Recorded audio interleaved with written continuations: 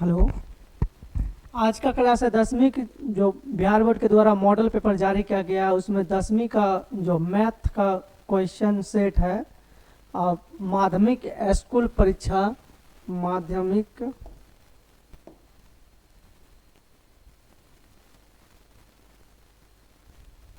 माध्यमिक स्कूल परीक्षा 2026 secondary school examination 2026 के जो क्वेश्चन है मैथ के उसको हल करेंगे हम लोग।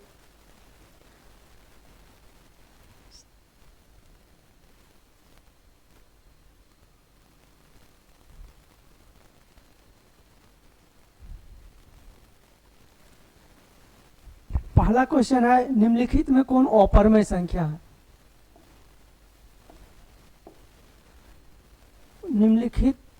निम्नलिखित में कौन अपरमेय संख्या है? आप लोग जानते होंगे अपरमेय संख्या किसे कहते हैं। जिसे p बटा q के रूप में नहीं लिखा जाए उसे अपरमेय संख्या कहते हैं, या रूट के अंदर जो संख्या रहती है जैसे √2, √3, √5, √7, ये सब अपरमेय संख्या है। अगर इसको हम बात करें 441, तो ये 441 जो है ये 21 का 441 को अगर हम गुना करेंगे तो 21 का अगर हम गुना करेंगे तो ये 441 हो जाएगा। तो 441 का वर्गमूल 21 हो जाएगा। तो ये रूट से बाहर निकल जाएगा, क्योंकि रूट के अंदर दो समान रहता है तो एक बाहर निकल जाए। इसका मतलब ये परमेय संख्या है। और हमसे पूछा गया अपरमेय संख्या, तो इसका ऑप्शन ये नहीं होगा। बी को करेंगे, अगर हम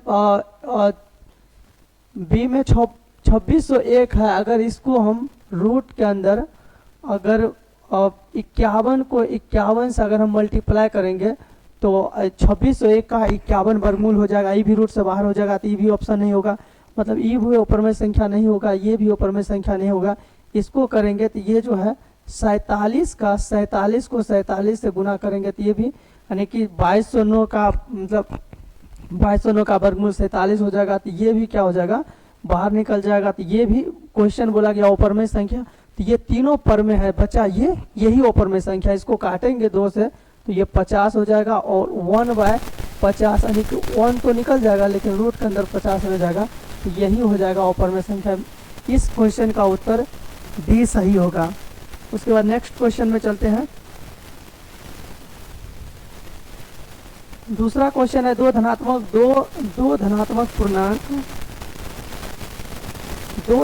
पूर्णांक के लिए लोसो और मोसो समान होंगे तो संख्याएं होंगे, अभाज्य संख्या नहीं होगी, सो अभाज्य संख्या नहीं होगी, बराबर संख्या इसके लिए सही होगा। बराबर संख्या सी ऑप्शन इसका सही होगा।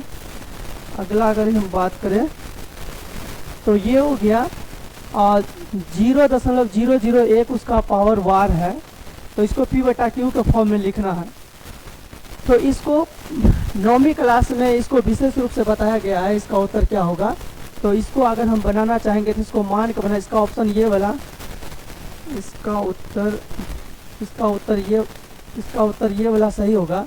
इसको बनाने के लिए नियम आता है, जैसे इसको x बराबर अगर हम मान ले इसको, तो ये हो जाएगा मेरा 0.0001, फिर इसको लिख सकते हैं 0.001, फिर 0.001 इसको लिख सकते हैं।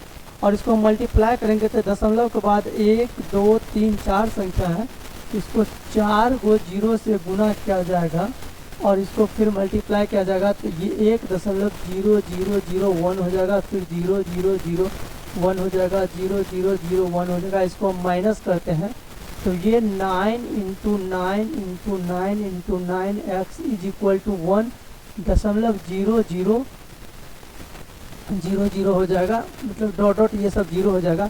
तो x बराबर हो जाएगा, x बराबर हो जाएगा 1/999, ये हो जाएगा 9999। इसका ऑप्शन ये इसके लिए सही हो जाएगा। उसके बाद अगला क्वेश्चन की अगर हम बात करें तो अगला क्वेश्चन मेरा है, किसी पूर्णांक m के लिए विषम संख्या का रूप है। ये जो क्वेश्चन है किसी संख्या m के लिए किसी पूर्णांक m के लिए विषम संख्या का रूप होगा, तो विषम संख्या का रूप होगा। देखिए हम विषम की बात कर रहा है तो विषम में क्या होता है, हम लोग अगर परिभाषा जानते हो कि विषम संख्या क्या होता है। विषम संख्या जो होता है, विषम संख्या विषम संख्या 1 होता है, 3 होता है, 5 होता है, 7 होता है, 9 होता है, 11, यानी कि अल्टरनेट देखे तो उसमें 2 का गैपिंग होता है। तो m वाला नहीं होगा, ये भी नहीं होगा, ये भी नहीं, 6m नहीं होगा, ये वाला 6m+1 जो है ये विषम संख्या का रूप होगा। 4 का ऑप्शन डी सही होगा। फिर आगे अगर हम बात करें, आगे यदि ए बराबर इतना, बी बराबर इतना, सी बराबर इतना था, लोसो इतना का इतना है, तो पी का मान क्या होगा? पी का मान बोला निकालने के लिए, पी का मान क्या होगा?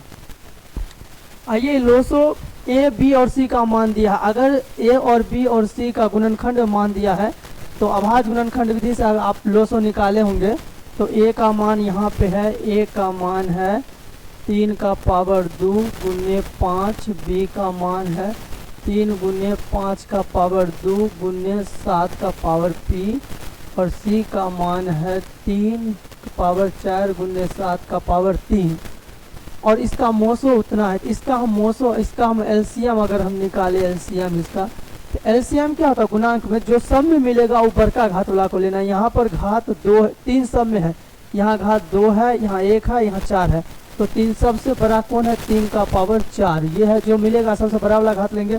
5 सब में यहाँ पर 1 है, 5 सब में हाई नहीं मिलेगा तब भी उसको लेना है, तो 5 का पावर 2 यहाँ से आ जाएगा, 5 का पावर 2 और 7 इसमें, सी में 7 का पावर 3 है, सी में 7 का पावर 3 है। तो यहाँ से पी का मान मुझे चाहिए, एलसीएम निकालना है ए बी और सी, तो ए बी सी का मान कितना हो जाएगा? तो 7 का, सी का मान 7 गुने, तो ये हो जाएगा 3 का पावर 4, 5 का पावर 2 हो जाएगा, ये सही है। आगे चलेंगे हम, तो 5 का पावर 2 है और 4 का पावर कितना का एलसीएम दिया है? 3 का पावर 4, 5 का पावर 2 और 7 का पावर p+3 दिया है, यहाँ पे p+3, 7 सी का पावर दिया है p+3। तो यहाँ से इसका ऑप्शन 3 का पावर 4, 7 का पावर, तो यहाँ से 7 का हो जाएगा p+3 है ना, दोनों है इसमें, तो यहाँ से तो अशुद्धियाँ आ रहा है। 7 का पावर p और 7 का पावर 3 है और वहाँ 7 का पावर 4 है, तो p का मान होगा जो सब मिलेगा। इसमें कुछ एरर है, क्वेश्चन में कुछ अशुद्धियाँ लग रहा है, कहा कि 7 का पावर यहाँ पे p है और 7 के पावर यहाँ पर 3 है। हम जानते हैं गुणनखंड में जो 7 के पावर जो मतलब गुणनखंड में जो सबसे बड़ा होगा वो उसका लेंगे, लोसो में एलसीएम है, तो 3 का पावर 4 है, 5 का पावर 2 है और वहाँ 7 का पावर, ये एलसीएम यहाँ दिया हुआ है, इतना बराबर दिया है, 3 का पावर 4, 5 का पावर 2 और 7 का पावर 4 दिया हुआ है, और यहाँ 7 का पावर दी, तो ये तो मिल रहा है, ये मिल रहा है। इसका मतलब p का पावर लग रहा है 4 होगा, 4 इसका ऑप्शन सही होगा। अगर आगे हम बात करें, इतना का परमयीकरण गुणांक है। परमयीकरण गुणांक के लिए, इसको परमयीकरण गुणांक के लिए अगर बात 1/3 है, 3 है और 3 का 9 है। अगर हम परमयीकरण की बात करें, परमयकारी गुणांक है, तो परमयकारी गुणांक है तो 81 है। 81 को अगर हम बात करें, 81 को परमयकारी गुणांक 81 है। अगर हम 81 को 81 है, 81 को परमयीकरण गुणांक करेंगे तो 3 गुने, ये 3 गुने 3 गुने 3 आ जाएगा, तो यहाँ 3 बाहर निकलेगा तो 3√3 आएगा, और परमयकारी गुणांक है, तो परमयकारी गुणांक है, इसके लिए इसका ऑप्शन मान यहाँ 3 दिया, हमको लग रहा है अशुद्धियाँ लिखने में इसको हुआ है, यहाँ पे 3 होना चाहिए, 3√3। आगे चलते हैं लेकर, अगला क्वेश्चन है, यहाँ 36x पावर 5 y पावर 2, 54 के x पावर 4 y पावर 3 तथा 90x के पावर 6 y पावर 4 का मोसो है। मोसो निकालना है। इतना का मोसो निकालने का बहुत आसान तरीका है, हम इसको a मान लेते हैं। 36 को पहले यहाँ से 36 एक संख्या है जो एक 36 है, एक 36 है, 36 है। पहले 36 को अभाज्य गुणनखंड करना पड़ेगा और 54 को अभाज्य गुणनखंड करना पड़ेगा और 90 को अभाज्य गुणनखंड करना पड़ेगा। 36 को करें तो 2 से करेंगे तो 18 दूना 36, फिर इसको 2 से लगाएंगे तो 9 दूना 18 और फिर इसको अगर हम 3 से लगा देंगे तो 3 तिया 9, यानी कि a बराबर अगर हम बात करें तो 2 का पावर हो जाएगा 2, 3 का पावर 2 और x का पावर 5 और y का पावर 2 ये। और b बराबर अगर हम बात करें इसको तो ये हो जाएगा 27 दूना हो जाएगा 54, 2 से लगाएंगे 3 से लग जाएगा तो 9 तिया 27, फिर 3 से लगाएंगे 3 तिया 9, यानी कि हो जाएगा 2 इंटू 3 का पावर 3 और यहाँ से x का पावर 4 और y का पावर हो जाएगा 3।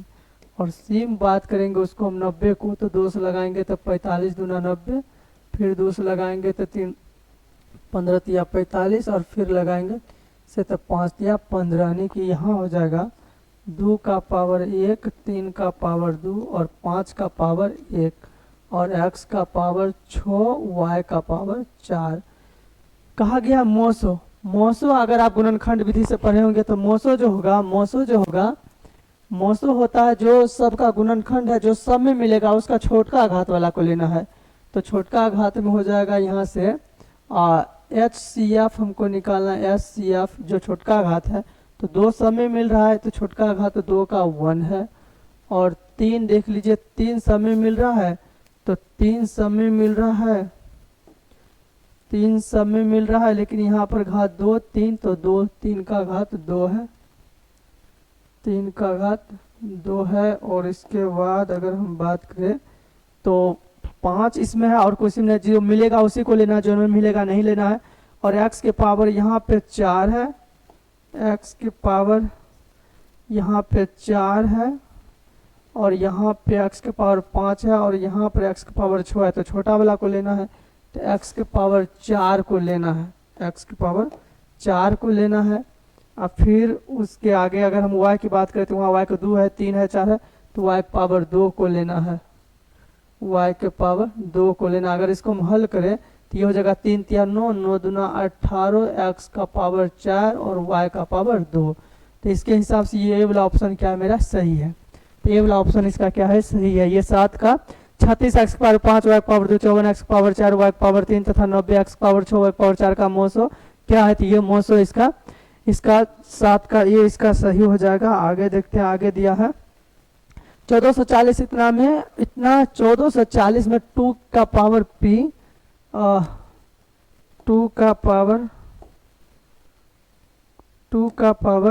पावर p दिया है, फिर 3 का पावर q, 5 का पावर आप, तो ये हो जाएगा 1440 के। सबसे पहले यहाँ गुणनखंड हम करेंगे 1440 के,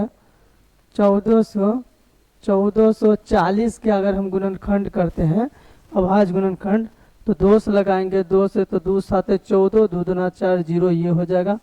फिर 2 से लगाएंगे 2 तिया 6, 2 छाक 12 ये 360 हो जाएगा।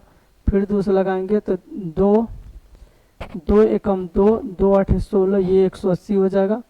फिर 2 से लगाएंगे, एक बार देख लीजिए 2 7 14, 2 दूना 4 0, 2 तिया 6, 2 छाक 12 0, 2 एकम 2, 2 8 16, फिर 2 9 18 फिर 0 हो जाएगा। फिर 2 से लगाएंगे तो ये 45 दूना 90 हो जाएगा। फिर 2 से इसको लगाएंगे, 2 से नहीं लगेगा, ये 45 हो जाएगा। फिर इसको 3 से लगाएंगे 3 से तो 15 तिया 45 हो जाएगा। फिर इसको 3 से लगा देंगे तो 5 तिया 15 हो जाएगा। तो इसमें आ क्या क्या रहा है, इसमें आ रहा है 2 का पावर 1 2 3 4 5, तो 2 का पावर 5 आ रहा है। उसके बाद 3 का पावर 2 आ रहा है और 5 का पावर 1 आ रहा है, बराबर ये इसके बराबर होना चाहिए दिया है। तो 2 का पावर p दिया है, 3 का पावर q दिया है, गुने 5 का पावर r दिया है। तो यहाँ इसका मतलब है कि गुणांक अगर समान है तो पावर वाला इसका बराबर होगा। इसका मतलब है p का मान यहाँ से अगर निकालें हम तो p का 5 हो जाएगा और p का मान यहाँ से 5 हो जाएगा और p का मान 5 हो जाएगा और q का मान 2 हो जाएगा और आर का मान 1 हो जाएगा। निकाला है पी क्यू आर, तो पी का मान यहाँ से हो गया, यहीं लोड कर दीजिए, 5 हो जाएगा, प्लस में ये 2 हो जाएगा, 1 हो जाएगा। इसको हल करेंगे, 5 2 7 माइनस 1 होगा, इसको हल करेंगे 6 आ रहा है। तो इसका मतलब ऑप्शन इसका ये वाला ये सही आ रहा है। कहता है इतना इतना का P plus Q plus R का मान क्या होगा। आगे चलेंगे, आगे चलेंगे, अगला क्वेश्चन को देखेंगे। अगला क्वेश्चन क्या आता है, निम्नलिखित में कौन दशमलव प्रसार में अशांत है। अब दशमलव प्रसार की बात करते हैं, दशमलव प्रसार की, दशमलव प्रसार की अगर हम बात करते हैं तो शांत कब होता है, दशमलव प्रसार में शांत कब होता है। शांत और अशांत तो होता है जब किसी संख्या को p बटा क्यू में लिखेंगे, p बटा क्यू में अगर 2 गुने 5 के रूप में अगर किसी संख्या, कोई संख्या p बटा क्यू है, अगर उसका हर का गुणनखंड या तो केवल 2 है या केवल 5 है या 2 गुने 5 दोनों है, तो वो शांत होगा। अन्यथा इसके अलावा शांत होगा। जैसे कोई संख्या p बाई क्यू है, जैसे p बटा क्यू, और हर ये है, ये वाला इसको हर कहते हैं। तो हर का अभाज्य गुणनखंड, हर का अभाज्य गुणनखंड जो है, हर का अभाज्य गुणनखंड जो होगा या तो 2 के रूप में हो जाए या 5 हो जाए या 2 गुने 5 हो जाए। तो 2 गुने 5 हो जाए तो इस कंडीशन में क्या हो जाएगा, ये कंडीशन में शांत होगा। क्या होगा, शांत। इसके